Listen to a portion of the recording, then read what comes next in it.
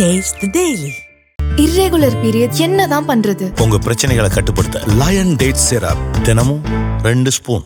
இந்த வாரம் அந்த படங்கள் கூட பார்த்தீங்கன்னா எந்த படங்களுக்கு சரியான விமர்சனங்கள் எழுதுன எல்லாம் இந்த விமர்சனங்கள் எழுதக்கூடாது அப்படின்றதுனால தான் சீனிவாசன் சொன்னது மாதிரி எனக்கு விமர்சனங்கள் உடன்பாடு உண்டு. நான் விமர்சனங்களை வரவேற்கிறவர் தான். இதை நான் ஆரம்பத்துலேருந்து என்னோட படங்களை சொல்லியிருப்பேன். என்னோட படங்களை திட்டினாலும் சரி, நான் எப்படி பார்க்குறேன்னா, லோக்கலாக சொல்லப்போனால் ஒரு பொருளாக இருந்தால் அது வீசணும் இல்லை மணக்கணும், ரெண்டுமே இல்லைன்னா அந்த பொருளுக்கான வேல்யூ இல்லைன்னு பார்க்குறேன். விமர்சனம்ன்றது நம்மளை மெருகேற்றிக்கிறது தான். எப்போவுமே என்னுடைய படப்பு எனக்கு சிறப்பாக இருக்கும். நாங்களும் நல்ல படம் எடுக்கணும்னு தான் ட்ரை பண்ணுறோம். தயாரிப்பாளர்களும் யாரும் ஒரு மொக்க படத்தை கொடுத்துட்டு போகணும், நீங்கள் எங்களை திட்டணுன்ற ஆசை கிடையாது. நல்ல படம் எடுக்கணும் தான் வர்றோம். நல்ல படம் எடுக்கிறதுக்கு தான் ட்ரை பண்ணுறோம். இயக்குநர்கள்ட்ட கதை கேட்குறோம். எங்ககிட்ட கதை ஒன்று சொல்லுவாங்க, அதுக்கப்புறம் அவங்க எடுக்கிற வேற மாதிரி வந்துடும். மேக்கிங்கில் உங்களுக்கு தெரியாது கிடையாது. ஏன்னா அது ஒரு தனிப்பட்ட ஆளோட முயற்சி கிடையாது, ஒரு டீம் ஒர்க்கு. ஒரு கேமராமேன் தப்பு பண்ணலாம், ஒரு மியூசிக் டைரக்டர் தப்பு பண்ணலாம், இல்லை நடிச்சவங்க தப்பு பண்ணிடலாம். இப்படி எல்லாருடைய பங்கும் சேர்ந்தது. இது தயாரிப்பாளர்கள் மட்டுமே ஒரு கதையை ஜட்ஜ் பண்ணி இவங்க தப்பாக எடுத்துட்டாங்கலாம் சொல்ல முடியாது. எங்களுக்கும் அந்த ரெஸ்பான்சிபிலிட்டி இருக்குது. ஏன்னா பணம் போடுறோம், நல்ல கதை எடுக்கணும்னு சொல்லி தானே பணம் போடுவோம். ஏதோ பணம் போட்டு லாஸ் ஆகிட்டு வரணுன்ற பணம் இருக்க போகிறோம் அப்படிலாம் கிடையாது. விமர்சனங்களை பொறுத்த வரைக்கும் நான் எப்படி பார்க்குறேன்னா, நீங்கள் இல்லைன்னா இன்னைக்கு இந்த சின்ன படங்களே கிடையாது. சின்ன படங்களுக்கு இப்போ நம்ம சொல்கிறது மாதிரி ஒரு 4 நாளைக்கு அப்புறம் நீங்கள் விமர்சனம் பண்ணுங்க அப்படின்லாம் சொல்கிறதுலாம் யதார்த்தமே கிடையாது என்ன பொறுத்தவரை. ஏன்னா அப்போ ஒரு 70 பிரிண்ட் போடுவோம். நீங்கள் இந்த தேட்டரில் ஓடி முடிஞ்சவொன்னே இன்னொரு தேட்டருக்கு மாற்றுவாங்க. இந்த தேட்டரில் பார்க்காதவங்க இன்னொரு தேட்டரில் பார்ப்பாங்க. இப்போ சேதுன்ற படம்லாம் எத்தனை நாளைக்கு அப்புறம் பிக்கப் ஆச்சுன்னு உங்களுக்கு தெரியும். ஒரு ஒருதலை ரகம்ன்ற படம்லாம் எவ்வளோ நாளைக்கு அப்புறம் பிக்கப் ஆச்சுங்க. நீங்கள் இன்னைக்கு மாதிரி சேதுவோ இல்லை இன்னைக்கு ஒருதலை ரகமோ ரிலீஸ் ஆயிருந்தா இன்னைக்கு ஒரு டிஆர் இருந்திருக்க மாட்டார், ஒரு பாலா இருந்திருக்க மாட்டாரு. ஸோ அப்போ அன்னைக்கு ஸ்க்ரீன் பேஸ் ஒரு தேட்டருக்கு முடிஞ்சதுன்னா இன்னொரு தேட்டருக்கு மாற்றுவாங்க. அப்போ ஆடியன்ஸுக்கு பார்க்கறதுக்கான வாய்ப்பு இருந்தது. இன்னைக்கு ஒரு நாள் கூத்து தான்.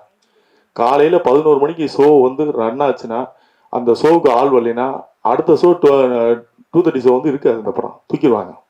ஸோ இப்போ ஒரே நாளில் விட்டில் பூச்சி மாதிரி அன்னைக்கு முடிஞ்சு போச்சு, சோழி முடிஞ்சு போச்சு. அதுக்கான வேல்யூவே இருக்காது. அப்போ நம்ம நம்ம என்ன ஏதாவது ஒரு நாய்ஸ் கிரியேட் பண்ண வேண்டியது இருக்குது. அந்த படத்தை முன்னாடியே மீடியாவுக்கு போட்டு காட்ட வேண்டியது இருக்குது. நீங்கள் அந்த படத்தை பற்றி பேசுங்க. நீங்கள் பேசிட்டே ரப்பர் பந்தை ஹிட் பண்ணீங்க, இது யாராலையும் மறுக்க முடியாது. அதாவது நல்ல படத்தை ஓட வச்சதோட பங்கு மீடியாக்களோட பங்கு இருக்குன்றது எனக்கு தெரியும், நான் அறிவேன். நல்ல படம் நீங்கள் வெளியே ப்ரெஸ்ஸோ பார்த்துட்டு வந்தோடனே சோசியல் மீடியாவில் ஒரு வைப் கிரியேட் ஆகும். அப்படியே பார்த்துட்டு அவங்கள எரியாமலே சோசியல் மீடியாவில் எழுத ஆரம்பிப்பாங்க, இது சூப்பர் ஆவேசம் அப்படிலாம். நீங்கள் நல்லா இருக்குன்னு சொன்ன படங்களும் சில படங்கள் ஓடாமல் இருந்திருக்கு. நல்லா இல்லைன்னு சொன்ன படங்களும் ஓடி இருக்கு. இப்போ ராட்சசன்லாம் நீங்கள் நல்லா இல்லைன்னு நிறைய பேர் போட்டிருந்தாங்க, ஆனால் அந்த படம் ஓடிச்சு. சமீபத்தில் ஒரு படம் கூட டிமாண்டி காலனின்னு நிறைய பேர் நல்லா இல்லைன்னு இருந்தாங்க. அந்த படம் கலெக்ஷன் நல்ல கலெக்ஷன்.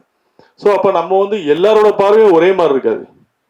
நம்ம பார்க்கறது தான் சரியான பார்வைன்னு சொல்ல முடியாது. நான் ரசிக்கிற படம் எல்லாரும் ரசிக்கணுன்றத அவங்கவுங்க மனநிலையை பொறுத்து தான் ஒரு படம் பார்க்கறது. நம்ம அதுக்காக பயந்துக்கிட்டு நம்ம விமர்சனம் வேணாம்னு சொன்னோம்னு வச்சுக்கோங்களேன், அப்புறம் இப்படிப்பட்ட இயக்குநர்கள்லாம் வரவே முடியாது. இவங்கெல்லாம் ஒரே நாளில் கனவு போயிடுவாங்க. அப்புறம் இன்னைக்கு எதிர்காலத்தில் வர இயக்குநரோட வாழ்க்கையெல்லாம் கனவாகி போயிடும். அவங்க எப்படி வர்றது? இப்போ நீங்கள் ரப்பர் பந்துக்கு யாருமே விமர்சனம் போடல, 4 நாள் பொறுத்து நீங்கள் விமர்சனம் போடுங்கன்னு நம்ம சொல்லியிருந்தோம்னா அந்த இயக்குனரோட வாழ்க்கை என்ன இருக்கா? புதுசாக வர ஒரு இயக்குனருக்கு எந்த நடிகர் பெரிய நடிகர் டேட்டு கொடுத்து நீங்கள் ஒரு பெரிய படங்களுக்கு அவங்களுக்கான ரசிகர் பட்டாளம் இருக்காங்க, அவங்க நூன் ஷோவை புல் பண்ணிடுவாங்க. அதுக்கு தான் அந்த நூன் ஷோவை புல் பண்ணுறதுக்கான ஆர்டிஸ்ட் தான் வேல்யூ உள்ள ஆர்டிஸ்ட். அதுக்கு தான் ஒரு மார்க்கெட் வேல்யூ உள்ளவங்க, அவங்களுக்கு சம்பளம் கொடுத்து நம்ம நடிக்க வைக்கிறோம். நூன் ஷோவையாவது புல் பண்ணட்டும் அவங்க அப்படின்னு. அப்போ அப்படி வரும்போது மவுத்தாக்கில் ஒரு வேளை அவங்க பார்த்துட்டு போய் வெளியே சொல்லுவாங்க, படம் நல்லா இருக்குன்னா திரும்ப வர போகிறாங்க, நல்லா இல்லைன்னா போக போகிறாங்க. சின்ன படங்களுக்கு நம்ம என்ன பண்ண முடியும்? சின்ன படங்கள் நீங்கள் 4 நாளைக்கு அப்புறம் ரிவ்யூ போடுங்க அப்படின்னு சொன்னோம்னா நம்ம 4 நாளைக்குள்ள அந்த படம் காணாமல் போயிடும்.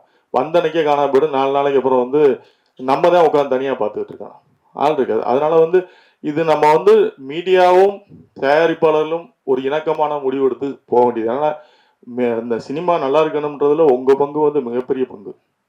உங்களோட பங்கு இது இந்த படத்தை நீங்கள் கொண்டு போய் சேர்க்கறதுக்கான பொறுப்பு உங்கள்கிட்ட தான் இருக்குது. இது நம்ம 2 பேரும் தான் நம்ம ஆரோக்கியமாக முடிவு எடுக்கணும். விமர்சனங்களை நம்ம நாகரிகமாக ஆரோக்கியமாக வைக்கணும். ஏன்னா ஒரு காலத்தில் நீங்கள் இப்போ உங்களுக்கு தெரியும், ஆனந்தவனுடைய மார்க் போடுறதுலாம் பார்த்தீங்கன்னா போஸ்ட் அடிச்சுலாம் ஓட்டியிருக்காங்க. 45 மார்க் ஆனந்த விடலில் போடுறாங்க, 50 மார்க் போடுறாங்கன்னா அது அன்னைக்கு வால் போஸ்டில் பெருசாக இருக்குது ஆனந்த விடலை. அப்போ அது வேல்யூ பண்ணாங்க அந்த ரிவ்யூ. அப்போ பத்திரிகையாளர்கள் நமக்கும் அந்த ரெஸ்பான்ஸ். இது நம்ம எல்லாரும் சேர்ந்து இது ஒரு கிட்டத்தட்ட நம்ம இண்டஸ்ட்ரியில் ஒரு 50,000 பீப்புள் வாழக்கூடிய ஒரு தொழில். இதுக்கு நமக்கு எல்லாருக்குமே ரெஸ்பான்சிபிலிட்டி இருக்குன்னு நம்புகிறேன். அதுக்காக பார்த்துருக்கீங்க நீங்கள், நான் தான் சொல்ல மாதிரி நீங்கள் ரிவ்யூவே போடாதீங்க அப்படின்னு சொல்கிறதுல எனக்கு உடன்படே கிடையாது. அப்படின்னா வந்து ஒரு படம் ரிலீஸ் ஆகும்போது அந்த படம் வந்து எத்தனை நாள் மினிமம் நீங்கள் தேட்டரில் போடுவோம்ன்ற ஒரு கணக்கு வேணும். இத்தனை நாள் நாங்கள் எடுக்க மாட்டோம் அந்த படத்தை, ஆள் வருதோ வரலையோ ஒரு 4 நாளைக்கு இந்த படம் நிற்கும், நாங்கள் போடுறோம், மவுத் டாக்கில் வரட்டும் அப்படின்னு நாங்கன்னா ஒத்துக்கலாம். அப்படி தேட்டருக்காரங்க கண்டிப்பாக ஒத்துக்க மாட்டாங்க. ஏன்னா அவங்களும் எப்படி லாஸை பேர் பண்ணுவாங்க. இப்போ அவங்களுக்கு என்னென்னா வந்து எங்களுக்கு நூன் சோக்கு ஆள் இல்லைங்க, நம்ம காசு கொடுத்து டிக்கெட் வாங்கி நீங்கள் போடுங்கன்னு சொன்னால் கூட போட மாட்டாங்க. ஏன்னா கேண்டீன் பிஸ்னஸ் இருக்காது. ஸோ அதுவும் சிக்கல் இருக்குது. ஸோ ப்ராக்டிக்கலாக இப்படி நிறைய சிக்கல் இருக்குது. நீங்கள் எல்லா பக்கமும் நீங்கள் யோசிக்கணும். விமர்சனம் வேணான்னும் போது அப்போ எனக்கு அந்த பக்கத்தில் நீங்கள் வந்து எனக்கு அதுக்கான ஸ்பேஸ் கொடுக்கணும். இல்லைங்க நாங்கள் 4 நாளைக்கு வந்து நாங்கள் வந்து வெள்ளி சனி ஞாயிறு திங்கள் 3 நாளைக்கு வந்து நாங்கள் கண்டிப்பாக நாங்கள் படத்தை எடுக்க மாட்டோம். படம் போட்டிங்கன்னா அந்த படம் ஓடும். எத்தனை ஷோ உங்களுக்கு கொடுக்கமோ அத்தனை ஷோ நாங்கள் தூக்க மாட்டோம்னு கேரண்டி இருந்ததுன்னா நிச்சயமாக விமர்சனம் வேணான்னு சொல்லலாம். நீங்கள் வேணாங்க பரவாயில்ல அப்படின்னு. அதுக்கான வாய்ப்பு இல்லை, கொடுக்க முடியாது, அவங்களாலையும் கொடுக்க முடியாது. ஏன்னா அவங்களும் தேட்டர் பிஸ்னஸ் பண்ணுறவங்க, அவங்க என்ன பண்ண முடியும், அவங்க எல்லாமே வியாபாரம் தானேங்க. அப்போ நமக்கு ஒரே சாய்ஸ் வந்து மீடியா தான். மீடியா பார்த்துட்டு நல்லா இருக்குன்னா நல்லா இல்லைன்னு நல்லா இருக்குன்னு எழுத போகிறாங்க, நல்லா இல்லைன்னா நல்லா இல்லைன்னு எழுத போகிறாங்க. நல்லா இல்லைன்னு நம்ம மாற்றிக்க போகிறோம். இதுதான் தொழில்னு வந்துட்டோம். இப்போ எனக்கு நான் எடுத்த படத்தை சரியில்லைன்னு சொன்னீங்கன்னா நான் அதை என்னோட படத்தை திறனாய்வு படிப்பேன். ஓகே இவங்க சொல்கிற நிறைய பேரோட ரிவ்யூ நான் படிப்பேன், சீனு ராமசாமி ரொம்ப படிப்பேன். சில வந்து அவங்களோட பாயிண்ட் ஆஃப் வியூ எழுதியிருப்பாங்க, இந்த கதை இப்படி இருந்தால் நல்லா இருக்கும், இப்படி இருந்தால் நல்லா இருக்கும், அது அவங்களுடைய வியூ, இப்படி இருந்தால் நல்லா இருக்கும். அதுக்காக எழுதக்கூடாதுலாம் கிடையாது. நல்லா இருக்கா நல்லா இல்லையா உங்களுக்கு மனசை தோன்ற எழுதணும். ஒரு நாய்ஸ் கிரியேட் ஆகணும், அவ்வளோதான். அது இந்த படத்தை பற்றின ஒரு இப்போ நீ பாருங்களேன், இந்த வாரம் ரிலீஸ் ஆன படத்துக்கு எந்த படத்துக்கும் அந்த மாதிரி ஒரு இதே இல்லை.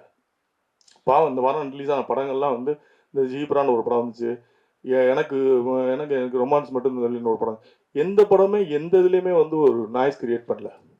ஸோ இது பாவம் தான் அது ஆக்சுவலாக. இதை நம்ம எல்லாருமே உட்காந்து நீங்களும் புரிஞ்சுக்கணும், எங்களுடைய வழிகளையும் புரிஞ்சுக்கணும். நாங்களும் இவ்வளோ கோடி ரூபா போட்டு இன்வெஸ்ட் பண்ணி படம் எடுக்கிறோம். நீங்கள் வந்து குற்றம் சொல்வதற்கு உங்களுக்கு முழு உரிமை இருக்குது. எந்த ஒரு ஆசிரியனுக்கும் மாணவனை தண்டிப்பதற்கும் முழு உரிமை உண்டு. அந்த மாணவன் வந்து அவனை திருத்திக்கிறதுக்காக நல்ல விதம், அதாவது கசப்பு மருந்து எப்போவுமே வந்து உடம்புக்கு நல்லதுன்னு வாங்க. நீங்கள் சொல்கிற அறிவுரை எங்களுக்கு அப்படி தனிநபராக வந்து உங்களோட விருப்ப வெறுப்புகளை வந்து இதில் காட்டக்கூடாதுன்றதான் என்னுடைய தாழ்மையான கருத்து. இது உங்கள்கிட்ட வந்து நான் அட்வைஸாக இல்லை, உங்கள் வேண்டுகோளை வைக்கிறேன். உங்களுடைய விருப்ப வெறுப்பு எது இருந்தாலும் அதுதான் அதை வந்து அந்த படைப்பில் காட்டாங்க. ஏன்னா அந்த படைப்பில் நீங்கள் என்ன மட்டும் உங்களுக்கு பிடிக்காம இருக்கும், என்ன பிடிக்காதுக்காக என்னை டார்கெட் பண்ணி எழுதுவீங்க. பட் அந்த படத்தில் வந்து நிறைய பேர் நடிச்சிருப்பாங்க, நிறைய பேரோட முதல் கனவாக இருக்கும். அதில் அவங்க அப்போ எல்லாருமே பாதிக்கப்படும். ஸோ அதனால் நம்மளுடைய தனிமனித விருப்ப வெறுப்பெல்லாம் வந்து ஒரு படைப்பில் வைக்கக்கூடாதுன்றது என்னுடைய வேண்டுகோள். மற்றபடி உங்களுடைய ஆதரவு வந்து சினிமாவுக்கு என்றைக்குமே தேவை. முதல் நாளே உங்களுடைய விமர்சனத்தை நாங்கள் எதிர்பார்க்குறோம், எங்களுக்கு வேணும் அப்படின்றதுலாம் நான் ரொம்ப ஸ்ட்ராங்காக இருக்கேன். இது சீனு ராமசாமி சொன்ன மாதிரி நீங்கள் சொல்லுங்கள், ப்ரொடியூசர் கவுன்சிலில் சொல்லுங்கள், நான் எப்போயுமே என்னோடய ஸ்டாண்டில் நான் தெளிவாக இருப்பேன். நான் ரிவ்யூ வந்து மதிக்கிறவன், நான் விமர்சனங்களை ஏற்றுக்கொள்ளக்கூடியவன். விமர்சனம் வேணும், ஏன்னா அதுதான் இன்னைக்குள்ள படைப்பாளிகளை அடையாளப்படுத்தும். சின்ன டாடான்னு ஒரு டைரக்டர் இப்போ வந்து பேசிட்டு போனார். அவர் எப்படி உருவானார்? நீங்கள் கொடுத்த விமர்சனத்து மூலமாக நீங்கள் நிறைய பேர் உருவாக்கி விட்டீங்க. இன்னைக்கு உயரத்தில் இருப்பவர்களெல்லாம் நீங்கள் உருவாக்கி விட்டவங்க தான். நான் உயர போனதுக்கப்புறம் நீங்கள் தேவையில்லைன்னு உங்களை ஒதுக்குறது வந்து நியாயமாக இருக்காது. எனக்கு அது சரின்னு படலை. பட் அதனால் உங்களுடைய விமர்சனங்கள் வேணும். இந்த படத்துக்கு அப்படி தான் நான் சொல்கிறேன். இந்த படத்துக்கு இந்த கணேசன்றவர் அவருடைய பெரும் முயற்சி. இந்த படம் இந்த படம் வந்து அவர் எவ்வளோ கஷ்டப்பட்டு எடுத்திருக்காருன்றது எனக்கு தெரியும். ஏன்னா அதில் அவர் அது அந்த கேரக்டராக நடித்தது தான் அவருடைய உண்மையாகவே அவருடைய வாழ்க்கையை, அவர் எவ்வளோ வழி இருந்தால் அப்படி நடிச்சிருப்பாருன்றதை நான் உணர்ந்தேன். உண்மையாக நீ காலையிலேருந்து கூப்பிடும்போது கூட என் ஆஃபீஸில் நான் வரவே வேணான்னு சொன்னேன். பரவாயில்ல நீங்கள் ஃபோனில் சொன்னப்போ நான் வரேன் அப்படின்னு. இல்லை உங்கள் ஆஃபீஸ்க்கு வரேன் அப்படின்னு ஒரு வர வச்சு நான் கேட்டேன், யாரை கூப்பிட்ருக்கீங்க, யார் இதுக்கு பிஆர்ஓ, எப்படி இதை வந்து அப்படிலாம் கேட்டேன். அவருக்கு பாவம் அவர் வந்து இந்த ஒரு படம் பண்ணணும் நடிக்கணும் அப்படின்ற ஒரு ஆர்வம் தான் இருக்குது. நிச்சயமாக நல்லா வருவீங்க பிரதர். நீங்கள் இந்த படத்துக்காக நிறைய மெனக்கெட்டுருக்கீங்க. உங்களுடைய சின்சியாரிட்டி கண்டிப்பாக வருவீங்க. ஏன்னா சினிமா வந்து நம்பினவங்களை கைவிட்டதே கிடையாது. சும்மா இதை வந்து ஒரு என்டர்டெயின்மெண்ட் சும்மா பொழுதுபோக்க எடுத்துகிட்டு போகிறவங்கள வேணால் அந்த சினிமா கைவிட்டுருக்குமே தவிர உண்மையாகவே சினிமாவை நேசிச்சவங்க யாரும் தோற்று போக மாட்டான். தோற்று போகிற மாதிரி நமக்கு தெரியுமே தவிர தோற்று போக மாட்டோம். நிச்சயமாக ஜெயிப்போம். நீங்கள் இந்த படத்தின் மூலமாக வெற்றி பெறுவீங்க. என்னுடைய வாழ்த்துக்கள். இந்த டீம் அனைவருக்கும் என்னுடைய வாழ்த்துக்கள். நன்றி.